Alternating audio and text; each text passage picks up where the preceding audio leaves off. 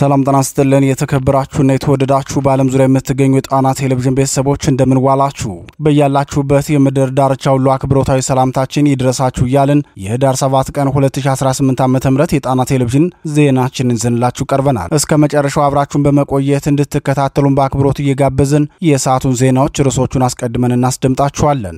ከአዲስ አበባ በቅርብ ርቀት የሚካሄደው የአማራ ፋኖ ትግል በድል ታጅቦ ቀጥሏል። በቅርቡ የተደራጀው ከሰምኮር የፈጸመው የደፈጣ ጥቃት በብልጽግናው አየር ወለድ ኮማንዶ ላይ ከፍተኛ ኪሳራ ያደረሰ ሲሆን የአፄ አምደ ጽዮን ኮርም በተመሳሳይ መራቤቴ ላይ ድል ተቀዳጅቷል።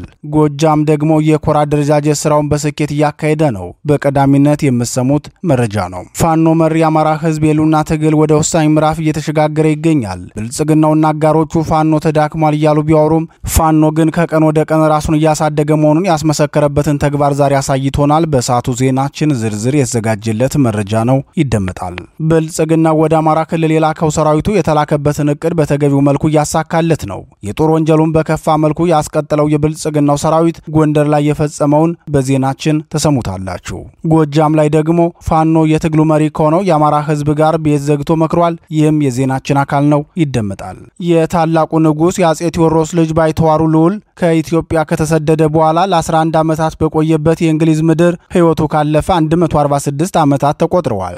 የታላቁ ንጉስ ልጅ 146ኛ ዓመት ህልፈትን አስመልክቶ በለንደን በሚገኘው የንጉሳውያን መካነ መቃብር ውስጥ በሚገኘው የልዑሉ መካነ መቃብር ዙሪያ የመታሰቢያ ፕሮግራም ተካሂዷል። የታሪክ የስነ ልቦናና የኪነ ጥበብ ባለሙያዎች በልዑሉ ዙሪያ ያሰናዱ ስራ ቀርቧል። እኛም በታላቁ ንጉስ ዳግማዊ ቴዎድሮስ ልጅ ባይተዋሩ ልዑል ዙሪያ ሰፋ ያለ ዘጋቢ ፕሮግራም አዘጋጅተናል። ሰዓቱ ሲደርስ ታደምጡታላችሁ። እነዚህንና ሌሎች ለሰዓቱ የተመረጡ መረጃዎችን አሰባስበን ያሰናዳነው የዕለቱ ዜናችን ከዚህ ሰዓት ጀምሮ ወደ እናንተ መቅረብ ይጀምራል። በድጋሚ እስከ መጨረሻው አብራችሁን ቆዩ እያልን በቀጥታ ወደ ዝርዝር ዘገባው እናልፋለን።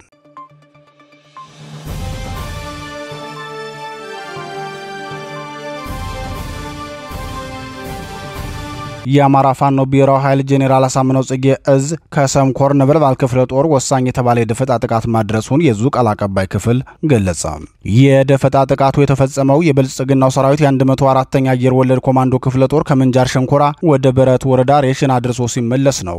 በብልጽግናው አየር ወለድ ኮማንዶ ክፍለ ጦር ሰራዊት ላይ የደፈጣ ጥቃት አድርሶ ድል የተቀዳጀው የነበልባል ክፍለ ጦር ጄኔራል ተፈራ ማሞ ብርጌድና የነበልባል ክፍለ ጦር ጄኔራል ተፈራ ማሞ ብርጌድ ናደው ሻለቃ ፋኖ አባላት ናቸው። የደፈጣ ጥቃቱንና የተገኘውን ድል አስመልክቶ የዙ ቃል አቀባይ ክፍል ሲገልጽም አሮጌው ምንጃር ተብሎ በሚጠራው አካባቢ በደፈጣ በወሰዱበት መብረቃዊ ጥቃት ከፍተኛ የሰውና የንብረት ኪሳራ አድርሰውበታል ብለዋል።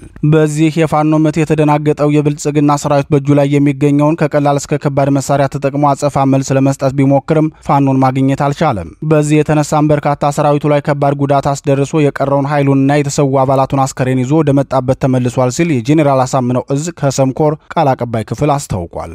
ይህ በእንዲህ እንዳለ በዚሁ ሸዋ ጠቅላይ ግዛት አፋር ሸዋ ጠቅላይ ግዛት እዝ ሁለቱም ኮሮች ከትናንት ማለዳ ጀምሮ እስከ ዛሬ አመሻሽ ድረስ በተለያዩ ግንባሮች ተጋድሎ በማድረግ ድል መቀዳጀታቸውን ለጣና ቴሌቪዥን የደረሰው መረጃ ያመለክታል።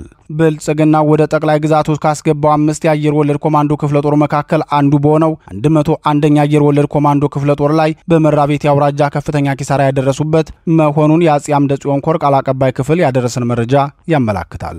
በሌላ የዕለቱ ተጋድሎ መረጃ የሰራዊት ግንባታና የማደራጀት ስራ ላይ መሆኑን የገለጸው አፋባ አፄ ቴዎድሮስ እዝ የኮር ማደራጀት ስራን ማከናወኑን አስታውቋል። የዙ ቃል አቀባይ ክፍል ለጣና ቴሌቪዥን በላከው መረጃ እንዳስታወቀው የ105ኛ ኮር የ66ኛ ክፍለ ጦር መስረታ በስኬት ተጠናቋል ብሏል። ቃል አቀባይ ክፍሉ አክሎም በአፋባ አፄ ቴዎድሮስ እዝ የመልሶ ማደራጀትና የመዋቅር ማሻሻል ተግባራት መካከል አንዱ የሆነው የኮር አደረጃጀትና የክፍለ ጦር መልሶ ማደራጀት ይገኝበታል። በዚህ ክፍለ ጦሩን በ5 ውህድ ሻለቃ የተዋቀረ ሲሆን ለቀጣይ የህልውና ትግል ዝግጁ መሆናቸውን የክፍለ ጦሩ አመራሮች፣ የሻለቃ አመራሮችና አባላት አረጋግጠዋል ሲል አስታውቋል። የአማራ ፋኖ ብሔራዊ ኃይል በቅርቡ ያካሄደ ያለው የዝ ማደራጀትና የመዋቅር ማሻሻል ስራዎቹ ቀደም ሲል በ9 ክፍለ ጦሮች ተወስኖ የነበረው የአፄ ቴዎድሮስ እዝ ሰራዊት በኮርና በክፍለ ጦር ደረጃ መልሶ ማደራጀት እየተሰራበት ሲሆን የብርጌድ መዋቅር እንዲቀር አድርጓል። በዚህም ባለፉት 2 ሳምንታት ብቻ የሶስቱ ኮሮች መስረታ ተጠናቆ ወደ ግዳጅ የተገባ መሆኑን በተከታታይ መዘገባችን ይታወሳል።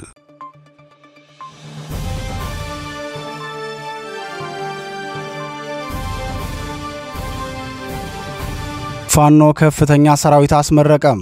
የአማራ ህዝብ የሉና ትግል ወደ ወሳኝ ምዕራፍ እየተሸጋገረ መሆኑን ከሚያመላክቱት ተግባራት መካከል አንዱ የሆነው የአዳዲስ ታጋዮች ስልጠናና ምርቃት በተጠናከረ ሁኔታ ቀጥሏል። በዛሬው ዕለትም በጎንደር ጠቅላይ ግዛት ግዙፍ የሰራዊት ምርቃት ተካሂዷል።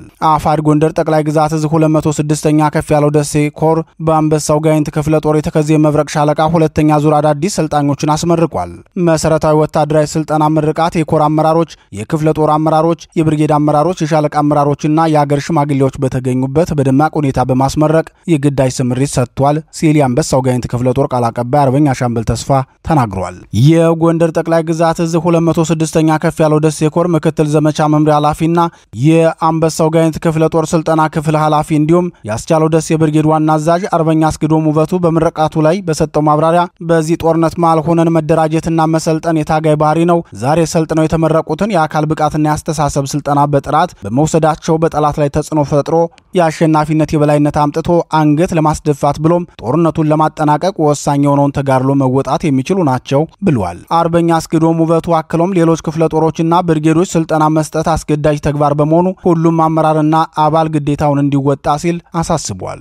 የ206ኛ ከፍ ያለው ደሴ ኮር የጤና መምሪያ ኃላፊ አርበኛ ዶክተር አድማሱ አለም ነው በበኩሉ የገባንበት ትግል እንዳንኖር የሞት ፍርድ ከፈረደብን አገዛዝ ጋር ነው። ይግባኝ በሌለው የሞት ፍርድ ሊቀጣን ጦር ያዘመተብንን ስርዓት ለማሸነፍ መሰልጠን፣ መደራጀትና ስምሪት ወስዶ በታማኝነት መታገል ከሁሉም አማራ የሚጠበቅ ግዴታ ነው። ዛሬ የተመረቃችሁትና ነባር አርበኛ ታጋዮች በአማራ ህዝብ የሉና ትግላችን ውስጥ የወጣንበትን ዓላማና ግብ በአጭር ጊዜ ለማሳካት ጽናት እጅግ ወሳኝነት አለው። ይህን ደግሞ ሁሉም የሰራዊታችን አባል ለአፍታም ቢሆን ከልቡ መዝገብ ሊያወጣው አይገባም ብሏል። የአንበሳው ጋይንት ክፍለ ጦር ፖለቲካ ዘርፍ ኃላፊ ዋና ሳጅን አበበ ሽፈራው በበኩላቸው በወታደራዊ ሙያ ብቃት ማምጣት ተገቢ ቢሆንም የአማራን የፖለቲካ ቀውስና ባህሪ በውል መረዳት ለተከፈተብን የዘር ማጥፋት ጦርነት መንስኤ የሆኑ ዝርዝር ጉዳዮችን ማወቅ በህልውና ትግላችን ውስጥ ለምንከፍለው ማንኛውም ተግባር ጽኑ እምነት፣ አቋምና ወኔ እንዲኖረን ያስችለናል ሲሉ ለሰልጣኝ ተመራቂዎች፣ ለነባር ታጋዮችና በምረቃ ስነ ስርዓቱ ላይ ለተገኙት ሁሉ ተናግረዋል። የምረቃ ስነ ስርዓቱ በወታደራዊ ሰልፍ፣ የኮማንዶ ትርኢት፣ የስነ ልቦና ግንባታ፣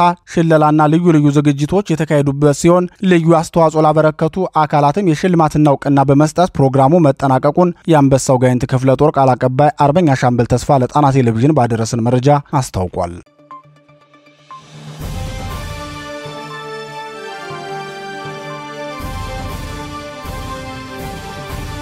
የብልጽግናው ጦር ጤና ጣቢያ ወደመ።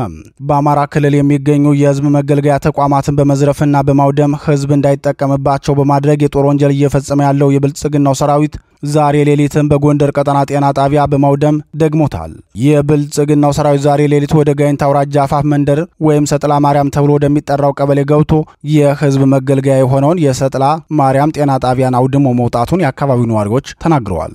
የብልጽግናው ሰራዊት ያደረሰውን ጉዳት አስመልክቶ ለጣና ቴሌቪዥን የተናገሩ የጤና ጣቢያ ባለሙያ የጤና ጣቢያው በር ተሰብሮ መድኃኒቶች ተወስደዋል፣ በተለይ እናቶችና ህጻናት የህክምና አገልግሎት መስጫዎች ተዘርፈዋል፣ በምግብ ለተጎዱ ህጻናትና እናቶች ከወርልድ ቪዥን የሰጡ አልሚ ምግቦች ተዘርፈዋል፣ የድንገተኛ ክፍል አገልግሎት መስጫ ክፍሉ ከፋሻ ጀምሮ ሙሉ በሙሉ ስለተዘረፈ የድንገተኛ መጀመሪያ እርዳታ መስጠት በማይቻልበት ደረጃ ተዘርፏል ሲሉ ተናግረዋል።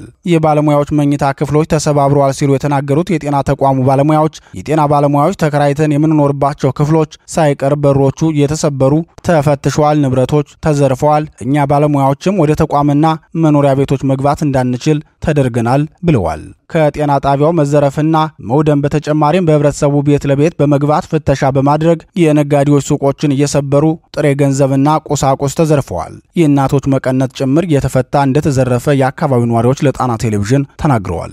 በሌላ ዜና የአማራ ፋኖ ብሔራዊ ኃይል አጼ ቴዎድሮስ ዕዝ ነጻ ባወጣቸው አካባቢዎች የሚኖረውን ህዝብ ማወያየቱን አጠናክሮ ቀጥሏል። ትናንት በምዕራብ ጎጃም ዞን የናርጅና ውጋ ወረዳ ጊዜያዊ አስተዳደር ያዋቀረው አጼ ቴዎድሮስ ዕዝ ጊዜያዊ አስተዳደሩ ከህዝብ ጋር ሰፊ ውይይት አድርጓል።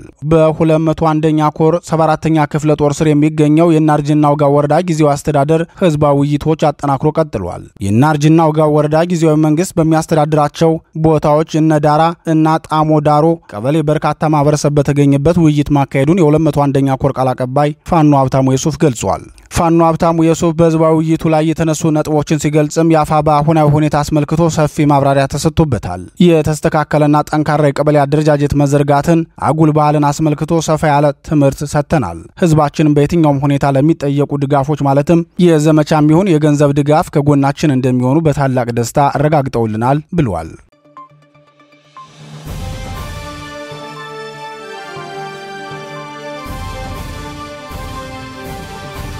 የሉሉ ፍጻሜና የንግስቷ ደብዳቤ።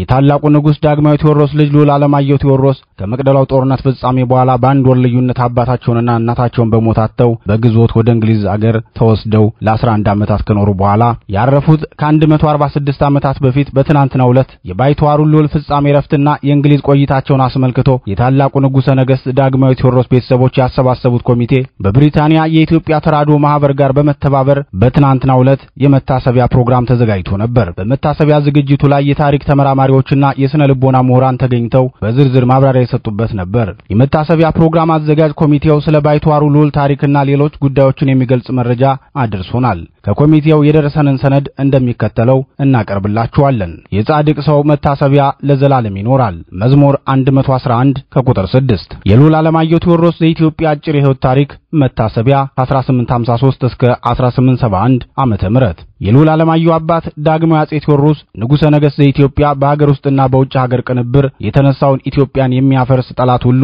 ድል አድርገው ታሪካቸውን በኢትዮጵያ አንድነት ማማ ላይ የገነቡ ዘመናዊት ኢትዮጵያን በጠንካራ መሰረት ላይ ያቆሙ ለሀገርና ለህዝብ የሚጠቅም ሰፊ ዓላማና ራዕይ ሰንቀው የተነሱ በዘመናቸው ከነበረው ትውልድ ያስተሳሰብ ልቀትና ርቀት የነበራቸው ለኢትዮጵያ ብቻ ሳይሆን የአፍሪካ ኩራት ስመገናና ሆነው ያለፉ ንጉስ ናቸው። አጼ ቴዎድሮስ ከዘመነ ንግስናቸው በፊትም ሆነ በኋላ 5 ልጆችን እንደወለዱ የተረጋገጠ ሲሆን በትግል ዘመናቸው አብረው ሲወጡና ሲወርዱ በኋላም በሥርዓተ ንግስና ባለቤታቸው ከእቴጌ ተዋበች አሊ ልጅ አልወለዱም። እጅግ የሚወዷቸው የንግስና ባለቤታቸው እቴጌ ተዋበች በድንገተኛ ህመም በማረፋቸው ሐዘናቸውን ለፈጣሪያቸው ካሰሙ በኋላ እንደገና አጼ ፋሲል የዘር ሐረግ ከሚወለዱት በዘመነ መሳፍንት ገናና ስም ከነበራቸውና የበየምድር መስፍን የነበሩትን የደጃዝማች ውቤ ኃይለ ማርያምን ልጅ ወጣቷን እቴጌ ጥሩ ወርቅ ውቤን በታላቅ ንጉሳዊ ማዕረግ ካገቡ በኋላ የሉል አለማየሁ ቴዎድሮስን ጽንሰት ልደትና የህይወት ታሪክ መነሻ ከዚህ ጋብቻ ቀጥሎ ይጀምራል። ሉል አለማየሁ ከአባታቸው ንጉሠ ነገሥት አጼ ቴዎድሮስ ዳግማዊና ከእቴጌ ጥሩ ወርቅ ውቤ ኃይለ ማርያም ሚያዝያ 15 ቀን 1853 ዓመተ ምህረት በጎንደር ጠቅላይ ግዛት በደብረ ታቦር ከተማ በደብረ ሉላን መድኃኔዓለም ደብር ተወለዱ። ሉል አለማየሁ ሲወለዱ ጊዜው ዘመነ መሳፍንት የአንድ ክፍለ ዘመን የእርስ በርስ እልቂት የተቋጨበት ከብዙ ድካም በኋላ የኢትዮጵያ አንድነት መሰረት የተጣለበት ወደ ስልጣኔና እድገት ትኩረት የተደረገበት የደስታ ዘመን ላይ በመወለዳቸው በንጉሱ ዘንድ እጅግ ከፍተኛ ደስታ የታየበት ዘመን በመሆኑ በደብረ ታቦር ከተማ የደስታ መግለጫ መድፍ ተተኩሷል። የሉል አለማየሁ ቴዎድሮስን ልደት ስናስብ እጅግ አሰቃቂውና ጎታች የሆነ የታሪክ አሻራ ያለው የዘመነ መሳፍንት ጦርነት ከስሞ ኢትዮጵያ ወደ ቀደመው የግዛት አንድነት የተሸጋገረችበት የመጀመሪያ የብረታ ብረት ኢንዱስትሪ ደብረ ታቦር ጋፋት ላይ የተሰራበት እንግሊዝን ጨምሮ ከውጭ ሀገር ታላላቅ መንግስታት ጋር አዲስ ዲፕሎማሲያዊ ግንኙነት የተጀመረበት ወቅት ነበር። ሉል አለማየሁ ቴዎድሮስ እስከ 7 ዓመታቸው ድረስ በአባታቸውና በእናታቸው እቅፍ ካቆዩ በኋላ በመቅደላው ጦርነት ምክንያት ልደታቸውን በታላቅ ደስታ የተቀበለችው ምድር መራራ የሆነ ሐዘን እንዲጋፈጡ ጋበዘቻቸው። በመሆኑም የሉል አለማየሁን የህይወት ታሪክ ስንዘክር በአጼ ቴዎድሮስ ንጉሠ ነገሥትና በእንግሊዝ ንግስት ቪክቶሪያ ጦር መካከል መቅደላ አፋፍ ላይ በ1960 ዓመተ ምህረት የተደረገው ጦርነት በመጠኑ መዳሰስ ያስፈልጋል። አጼ ቴዎድሮስ በሀገር ውስጥ በየክፍለ ሀገሩ የተነሳውን የዘመነ መሳፍንት የእርስ በርስ ጦርነትና የኃይል የበላይነት ለመፍጠር የሚደረገውን አስቸጋሪ ውዝግብ በብዙ እልህ አስጨራሽ ድካም ከደመሰሱ በኋላ ሀገራቸው ኢትዮጵያ የግዛት አንድነቷ የተከበረ ዘመናዊ አስተዳደር፣ ፍትህ፣ ርት የሰፈነባት የስልጣኔ እድገት የበለጸገባት ኢትዮጵያን መፍጠር ጽኑ ዓላማቸው ነበር። ለዚህ ዓላማቸው መሳካት በጊዜው ዓለምን ከተቆጣጠረችው በሁለንተናዊ መልኩ ኃያል ከነበረችው በዚያን ዘመን አነጋገር በእንግሊዝ ምድር ፀሐይ አትጠልቅም ተብሎ ከሚታመንባት ታላቋ እንግሊዝ ሀገር ከንግስት ቪክቶሪያ ወዳጅነትን ማድረግ ለሀገራቸው እድገት የሚበጅ ለዓላማቸው መሳካት ቁልፍ ሚና የሚጫወት መሆኑን በመረዳት ለወዳጅነት የሚያበቁ ደብዳቤዎችን በመጻጻፍ የክብር ስጦታ በመለዋወጥ ተስፋ የተጣለበት አጭር ጊዜያትን ያስቆጠረ ግንኙነት አድርገዋል። አጼ ቴዎድሮስ ለመጨረሻ ጊዜ ለንግስት ቪክቶሪያ የጻፉት ደብዳቤ በወቅቱ ሳይደርስ ነገር ግን ደብዳቤው እንደደረሰና ምላሽ እንደተነፈጋቸው ሆኖ የተሳሳተ መረጃ የደረሳቸው ሲሆን በዚህም ሳቢያ የሚፈልጉት የወዳጅነት ጥያቄ ምላሽ ከተጠበቀው ጊዜ በላይ በመዘግየቱና ለዚህም ጉዳይ በኢትዮጵያ የነበሩትን የእንግሊዝ መልእክተኞችን በኃላፊነት ተጠያቂ አድርገው በማሰራቸው ምክንያት በተነሳው ውዝግብ የተፈጠረውን የመቅደላውን ጦርነት ማስታወስ የሉላ አለማየሁ የህይወት ታሪክ ውስጥ ከፍተኛ ገጽታ ያለው ነው። የመቅደላው ጦርነት በአፍሪካ ለመጀመሪያ ጊዜ የኢትዮጵያ ንጉስ በዓለም ላይ ገናና የነበረችውን የእንግሊዝ መልእክተኞች አስረው ለፍርድ ያቀረቡበት ዘመን ነው። በወቅቱ ዓለምን የተቆጣጠረች ስልጡን ወታደር ዘመናዊ የጦር መሳሪያ ከታጠቀች እንግሊዝ ሀገር ጋር በግንባር የተደረገ ታሪካዊ ጦርነት ነው። ይህ የመቅደላ ጦርነት የንጉሱ ጽናት ይበልጥ ጎልቶ የወጣበት በኢትዮጵያውያን የታሪክ ምዕራፍ ውስጥ ጉልህ ሚና ያለው ጦርነት ቢሆንም በመጨረሻ የኃይል ሚዛኑ በእንግሊዝ እጅ ስለወደቀ እንደ ፊት አውራሪ ገብርዬ የመሳሰሉ ጀግኖች ከተሰዉ በኋላ ንጉሠ ነገሥቱ አጼ ቴዎድሮስ ተሸናፊነትን አልቀበልም በሚል ጠንካራ አቋም ለኢትዮጵያውያን የተማራኪነትንና የተሸናፊነትን የታሪክ አሻራ ከማውረስ ይልቅ የወገባቸውን ሽጉጥ መዘው ራሳቸውን ተኩሰው በመግደል በምትኩ የአሸናፊነት ታሪክ ሆኖ እንዲቆጠር በማድረግ በወሰዱት ቆራጥ እርምጃ የተጠናቀቀ ጦርነት ነው። ከመቅደላው ጦርነት ፍጻሜ በኋላ በንጉሠ ነገሥቱ ልጅ ሉል አለማየሁ ቴዎድሮስና በእናታቸው በእቴጌ ጥሩ ወርቅ ውቤ ላይ የመከራ ጥላ አንዣበበ።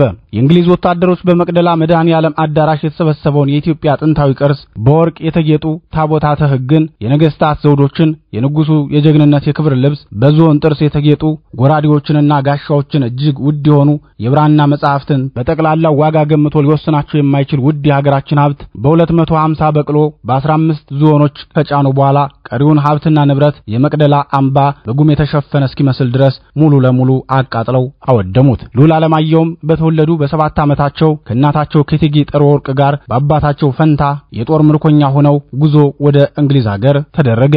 ከመቅደላ እስከ ሱዳን ጠረፍ መዳረሻ ድረስ ጉዞ ካደረጉ በኋላ የሉል አለማየሁ እናት እቴጌ ጥሩ ወርቅ በድንገት በጠና ታመው ልጃቸውን ለእንግሊዙ የጦር መሪ ጄኔራል ሮበርት ናፒር በኑዛዜ አደራ ሰጥተው ከሀገራቸው መሬት ሳይወጡ በተወለዱ በ25 ዓመት የህይወት ዘመናቸው ፍጻሜ ሆኑ። ትግራይ ውስጥ በሚገኝ ጨለቆት ስላሴ ደብር ውስጥ ተቀበሩ።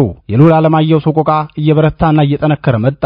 ሉሉ አይናቸው ያየ አባታቸውንና እናታቸውን 1 ወር ባልሞላ ጊዜ ውስጥ አጡ። ሐዘናቸውም እጥፍ ድርብ ሆነ። የንጉሠ ነገሥት ቴዎድሮስ ልጅ ብቻቸውን ቀሩ። በወቅቱ አማርኛ አቀላጥፎ ይናገር ከነበረው እንግሊዛዊ ከካፕቴን ስፒዲ በስተቀር ሌላ የኔ የሚሉት የቅርብ ዘመድ አላገኙም ነበር። ባይተዋሩ ሉል አለማየሁ ቴዎድሮስ የጦር ምርኮኛ ሆነው ረጅሙን ጉዞ አጠናቀው እንግሊዝ ሀገር ገቡ። አማርኛ ተናጋሪው ካፕቴን ስፒዲም ለንግስት ቪክቶሪያ አስተዋወቃቸው። ንግስቷም የሉሉን የአማራ ደም ግባት በሕፃንነት ዕድሜያቸው አባት እናታቸውን ከማጣታቸው ጋር አገናዝበው ልዩ የተወደደ ቀረቤታ አደረጉላቸው። ንግስቷም ሉል አለማየሁ በሞግዚትነት በካፕቴን ስፒዲ እጅ እንዲቆዩ ተገቢ እንክብካቤም እንዲደረግላቸው ትእዛዝ ሰጡ። ሉል አለማየሁ በፈለጉ ጊዜ ሁሉ ወደ ቤተ መንግስት እየሄዱ ከንግስት ቪክቶሪያ ጋር የመገናኘት ዕድልም ተሰጥቷቸው ነበር። ንግስት ቪክቶሪያ ዛሬ ከተወዳጁ አለማየሁ ጋር ምሳ በላን በማለት የጻፉትን ታሪክ ተጠቃሽ ከማድረግ ጋር ሉል አለማየሁ በበኩላቸው በቆዳ ቀለም ምክንያት ህዝቡ አፍጥጦ እንደሚያያቸው የደረሰባቸውን ሰቀቀን ለንግስቷ መናገራቸው በታሪክ ተዘግቧል። ሉል አለማየሁ በእንግሊዝ ሀገር በኖሩበት ዘመን ውስጥ ከኢትዮጵያ ከእናታቸው እናት ወይዘሮ ላቂያ የናፍቆት ሰላምታ የሚሰጥ መቼ ነው ወደ ሀገር የምትመለስ የሚል መጠይቅ ያዘ እንዲሁም ለንግስት ቪክቶሪያ እንደ ልጃቸው አድርገው እንዲያሳድጉት የሚማጸን ደብዳቤ የደረሳቸው ቢሆንም ሉል አለማየሁ ለዚህ ደብዳቤ ምላሽ መስጠታቸው የታወቀ ነገር የለም። እንዲያውም በአንዳንድ የታሪክ ጸሐፍት ከዘመዶቻቸው ጋር ምንም አይነት የደብዳቤ ልውውጥ ማድረግ እንደማይችሉ ማዕቀብ እንደተጣለባቸው አስረግጠው ጽፈዋል። ቀጥሎም አሳዳጊያቸው ካፕቴን ስፒዲ በስራ ምክንያት ወደ ህንድ ሲዘዋወሩ ሉል አለማየሁ አብረው ወደ ህንድ ሀገር ሄደው ለትንሽ ጊዜያት የቆዩ ቢሆንም የእንግሊዝ መንግስት ፓርላመንት በጉዳዩ ላይ ተወያይቶ ሉል አለማየሁ በአስቸኳይ ወደ እንግሊዝ ሀገር እንዲመለሱና ትምህርታቸውን እንዲከታተሉ ውሳኔ አሳለፈ። ሉል አለማየሁ ቴዎድሮስ በመንግስት ልዩ ትዕዛዝ ወደ እንግሊዝ ሀገር ተመልሰው ሎከር ፓርክ ስኩል በሚባል ትምህርት ቤት የመጀመሪያ ደረጃ ትምህርታቸውን ሲከታተሉ ቆይተው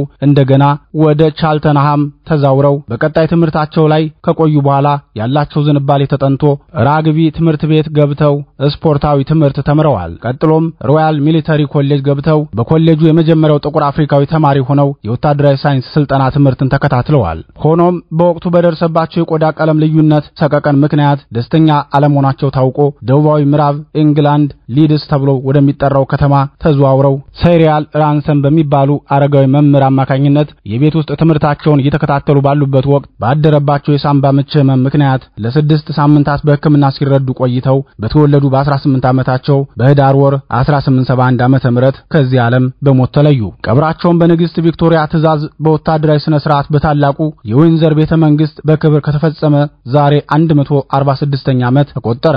ልዑል ዓለማየሁ ቴዎድሮስ አባታቸውና እናታቸው በሞት ከተለዩ ጀምሮ ቋንቋቸውን በማያውቁ በቆዳ ቀለም በማይመሳሰሏቸው ሰዎች እጅ ወድቀው የሀገራቸውን ባህል ቋንቋ የአየር ንብረትና የቅርብ ዘመድ አዝማድ ሁሉ የኢትዮጵያን ዘውዳዊ ስርዓት ተከተው የጦር ምርኮኛ ሆነው በእንግሊዝ ሀገር እንዲኖሩ የተገደዱ እጅግ ውስብስብና አሳዛኝ በሆነ የህይወት ጉዞ ውስጥ ያለፉ በእንግሊዝ ሀገር የመጀመሪያው ጥቁር ኢትዮጵያዊ ምንም የቅርብ ታማኝ አማካሪ ዘመድ ያጡ እጅግ አስከፊና በጣም ደስተኛ ያልሆነ ህይወት በብቸኝነት የገፉ ልዑል ናቸው። ልዑል ዓለማየሁ በታሪክ እጅግ ብዙ ምርምር የሚጠይቅ ተጽፎ ያልተቋጨ ተነቦ ያላለቀ መጽሐፍ ነው። ዓለም በነጮች የበላይነት ቁጥጥር ስር በወደቀችበት ወቅት ጥቁር ሰው ለነጭ አገልጋይ ሆኖ ተፈጠረ ተብሎ በሚታመንበት የፍልስፍና ዘመን ውስጥ አንድ ጥቁር ሰው በነጮች መካከል የጦር ምርኮኛ ሆኖ ማደግ ብዙ የስነ ልቦና በደልን የአእምሮ ቁስልንና ሰቀቀን ተሸክሞ ያደገና እንደተሸከመው የተቀበረ ልዑል መሆኑን መዘንጋት የለብንም። በመሆኑም ጥልቅ ታሪክ ያለው የልዑል ዓለማየሁ ቴዎድሮስን ፍጻሜ ህይወት መታሰቢያ ባደረግንበት በዛሬው ዕለት የታሪክ ጠበብት የስነ ልቦና ባለሙያዎች እንዲሁም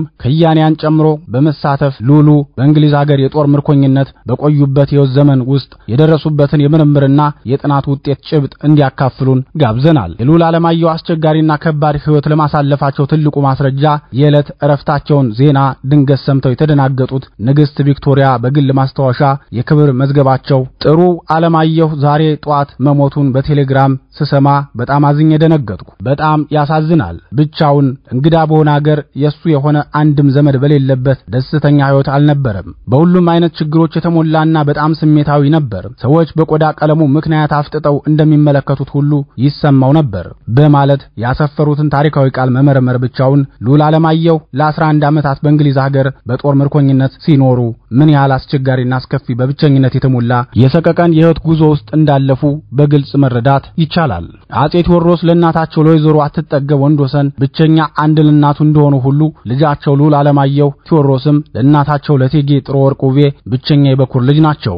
የዚህ ታላቅ የኢትዮጵያ የታሪክ አሻራ ባለቤት የሆኑት ልዑል ዓለማየሁ ቴዎድሮስ ከተወለዱ 164 ዓመት የተቆጠረ ሲሆን እዚህ ዓለም በሞት ከተለዩ ደግሞ ዛሬ 146ኛ ዓመታቸው ነው። ኢትዮጵያውያን ዛሬ በአዲስ መንፈስ ተነሳስተን የልዑል ዓለማየሁን ዕለተ ዕረፍት ስናስብ የኢትዮጵያን መንግስት ወክለው በጦር ምርኮኝነት በብቸኝነት ማለቂያ በሌለው በሐሳብ ውቅያኖስ ውስጥ እየዋኙ ከራሳቸው ጋር ዕለት ተዕለት እየተሟገቱ በሰቀቀን ያሳለፉትን ህይወት በአይነ ህሌናችን እየቃኘን ነው። በተጨማሪም በግፍ የተዘረፉትን አብዛኞቹ እንደ አልባሌ የተበተኑትን የኢትዮጵያ ቀደምት ታሪክ አንጸባራቂ ቅርሶችን ሁሉ እያስታወስን መሆኑ መታወቅ አለበት። ዛሬ የምንዘክረው የልዑል ዓለማየሁ የዕለተ ዕረፍት መታሰቢያ የሚከናወነው ለንደን በሚኖሩ የአጼ ቴዎድሮስ ትውልዶች የቅርብ አስተዋሽነት የታሪክ የባለቤትነት ግዴታቸውን በተረዱ ኢትዮጵያውያን ህብረት በኢትዮጵያ ኦርቶዶክስ ተዋሕዶ ቤተክርስቲያን ካህናት ጸሎት በእንግሊዝ ሀገር ከኢትዮጵያ ኮሚኒቲ ተባባሪነት ነው። ታሪክ አስተዋሽና ዘካሪ ከሌለው እንደዋዛ ይዘነጋል፣ በመጨረሻም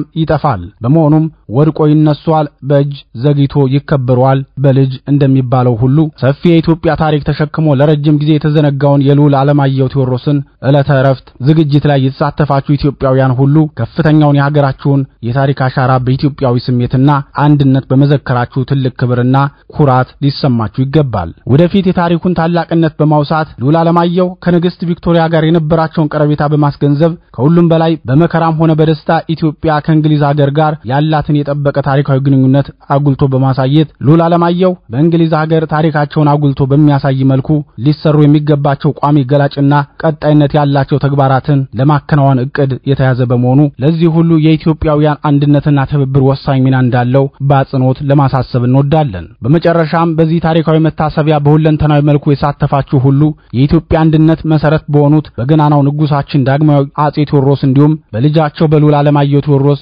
ከሁሉም በላይ ሁሉም በፈጠረው ሁሉም ባዘጋጀ ለዚህ ሰዓትም ላደረሰን ፈጣሪ ስም የአጼ ቴዎድሮስ ትውልዶችን የኢትዮጵያውያን ተራድኦ ማህበር በብሪታንያ በዚህ ታሪካዊ ዕለት ለተገኙ የታሪክ ጠበብት የስነ ልቦና ምሁራንና ከያንያን ኢትዮጵያውያን በሙሉ አስተባባሪ ኮሚቴውን ወክለን ምስጋና እንድናቀርብ እድል ስላገኘን ከፍተኛ የሆነ ታላቅ ደስታ ይሰማናል። ፈጣሪያችን እግዚአብሔር የልዑል ዓለማየሁ ቴዎድሮስን ነፍስ በደጋጎቹ ቅዱሳን አባቶቻችን አጠገብ ያሳርፍልን። አሜን። ለንደን ዩናይትድ ኪንግደም